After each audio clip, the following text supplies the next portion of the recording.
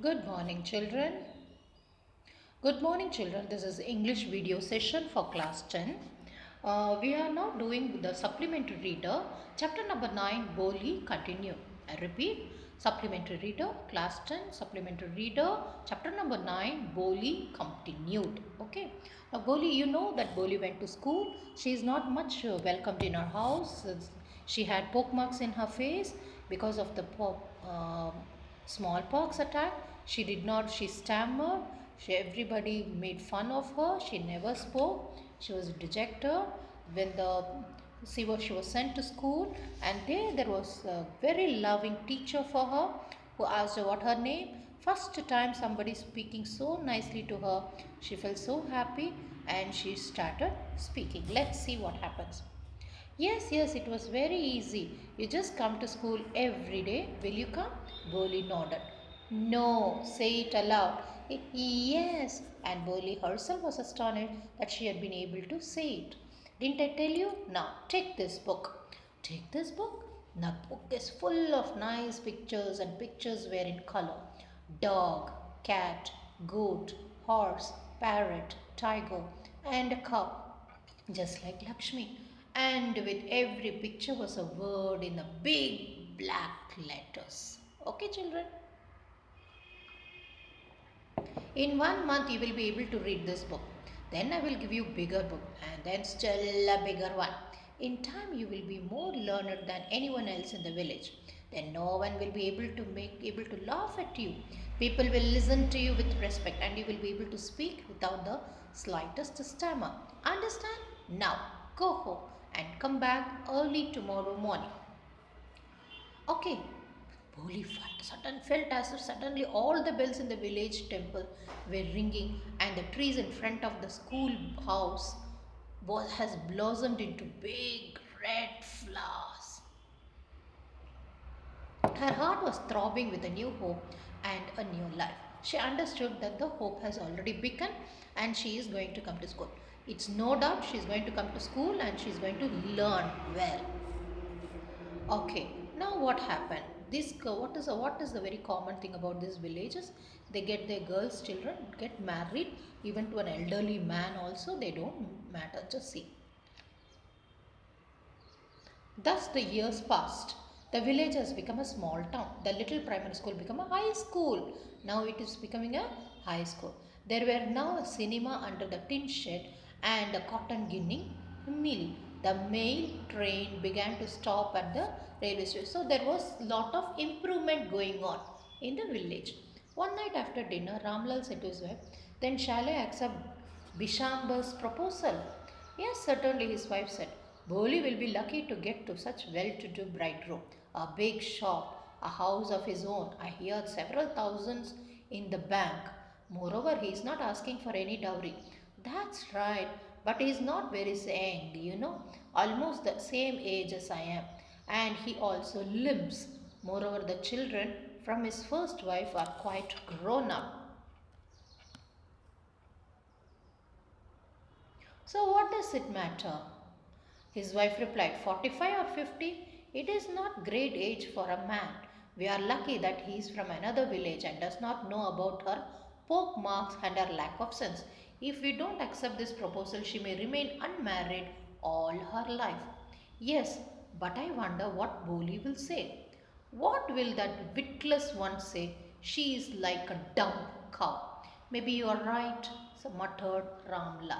In the other corner of the courtyard, Boli lay awake on her cot, listening to her parents' whispered conversation. Bishamber Nath was a well-to-do grocer. He came with a big party of friends and relations with him for the wedding. The brass band playing a popular tune from his ex. दीदी मैं बोला आपको call करती हूँ दीदी one second. हाँ. When the auspicious Bishamdar, well-to-do grocer, he came with a big party of friends and relations with him for the wedding. A brass band playing a popular tune from his Indian film headed the procession. With the bridegroom riding a decorated horse, Ramlal was overjoyed to see such pomp and splendor. He had never dreamt of that his fourth daughter will have such a grand wedding. Boli's elder sisters, who had come for the occasion, was envious of her luck. When the auspicious moment came, the priest said, "Bring the bride." Boli, clad in red silken bridal sari, was led to the bride's place near the sacred fire.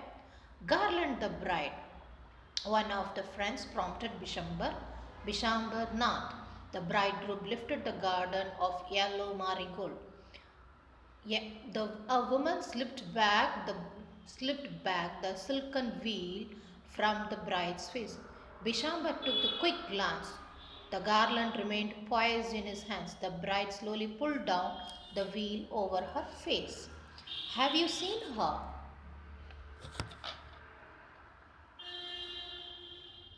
Bishambar to her friends next to him.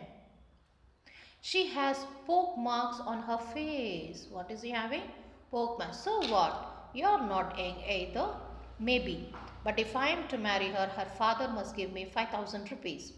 Ramlal went and placed his turban, his honor, at Bishambar's feet. "Do not humiliate me so. Take 2,000 rupees. No, 5,000 rupees, or we go back. Keep your daughter. Be a little considerate, please. If you go back, I can never show my face to the in the village." Then out with 5,000, tears streaming down his face. Ramlal went in, opened the safe and counted out the notes, placed the bundle at the bridegroom's feet. Look at the picture, children. You can see the wedding thing, okay, and you can see the old man whom she is going to get married, Bishambar, who is already limping, a man of 50, and she is a very young girl just getting into the schooling. On Bishambar's greedy face appeared a triumphant smile. He had gambled and won. "Give me the garland," he announced. Once again the veil was slipped back bride's face, but this time her eyes were not downcast. She was looking up, looked straight at the prospective husband, and her eyes, there was neither anger nor hate, but cold, only cold contempt. Bishambar raised the garland to place it round the bride's neck, but before he could do so, Boli's hand stuck out like a streak of lightning, and the garland was flung into the fire. She got up and threw away the veil. Okay. "Pitaji," said Boli in a clear, loud voice, and her father, mother, sister, brothers, relation were startled to hear her speak, even without the slightest stammer. "Pitaji, take back your money. I'm not going to marry this man."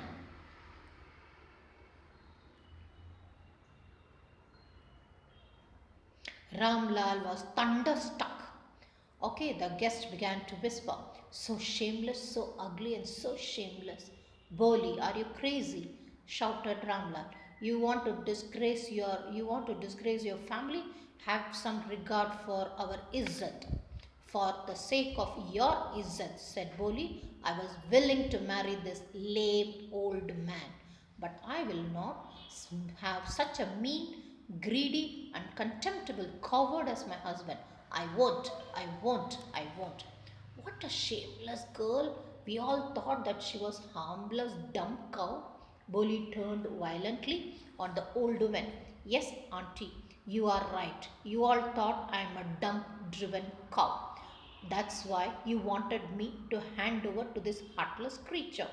But now the dumb cow, the stammering fool, is speaking. Do you want to hear more?" Bishambar Nath, the grocer, started to go back with his party. The confused batman thought this was the end of the ceremony and stuck up with a closing song. Ramlal stood rooted on the ground, his head bowed low with the weight of grief and shame.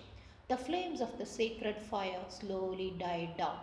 Everyone was gone. Ramlal turned to Boli and said, "But what about you? No one will ever marry you now. What shall we do with you?" And Sulekha said in a voice, "What? Now you see the name has come, Sulekha." Okay, so far it was only what? Boli. Now the real name Sulekha came. And Sulekha said in a voice that was calm and steady, "Don't you worry, Putaji. In your old age, I will serve you and mother, and I will teach the same school where I learned so much. Isn't that right, ma'am?" The teacher had all along stood in the corner watching the drama.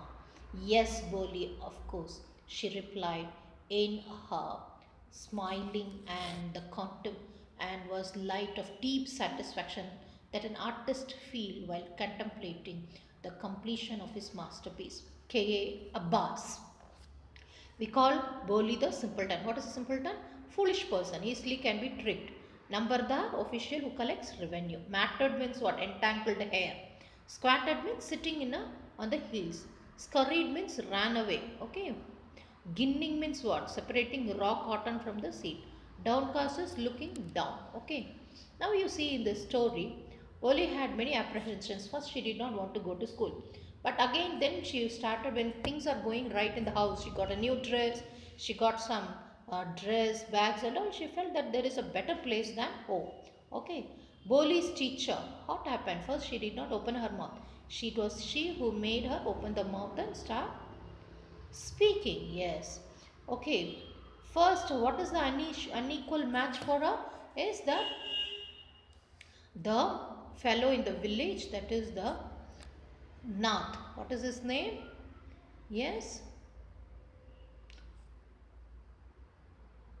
Bishambar Nath. He is a grocer.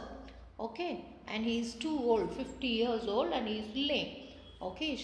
Boli's real name is Sulekha. But what always we are called Boli. And then again Sulekha. Why Sulekha comes? Because she has already started proving herself. Okay. The scheme which helps girls to save the child is called Beti Bachao, Beti Padhao. Okay. Yes, very good.